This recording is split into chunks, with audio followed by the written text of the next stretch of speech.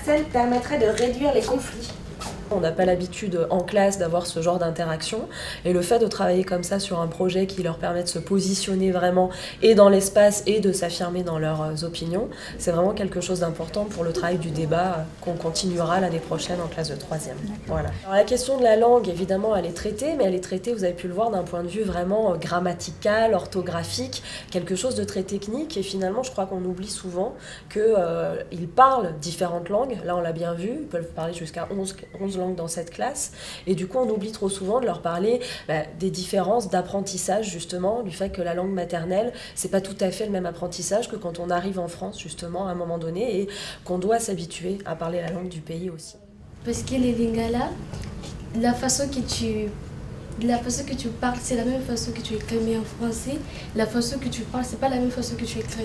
Et j'ai un problème avec les accents et avec les verbes aussi. Mais c'est difficile à apprendre et écrire aussi.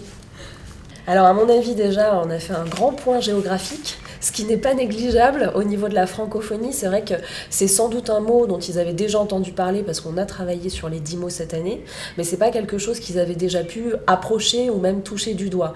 Mettre un nom sur les langues qu'ils comprennent par exemple, ou sur les langues qu'ils souhaiteraient parler, ça c'est quelque chose de nouveau pour eux et je pense que justement dans la sensibilisation à la langue française et aux autres langues, donc aux autres cultures, c'est vraiment quelque chose de nouveau pour eux et d'important pour la suite. Parce qu'on a souvent des élèves qui arrivent justement, qui ont les cours de français langue étrangère, mais c'est pas que ça s'arrête à la porte de cette classe, mais presque. Parce qu'en fait, après, les élèves reprennent leurs habitudes et parlent leur langue, qui est leur langue maternelle, le portugais, l'ukrainien.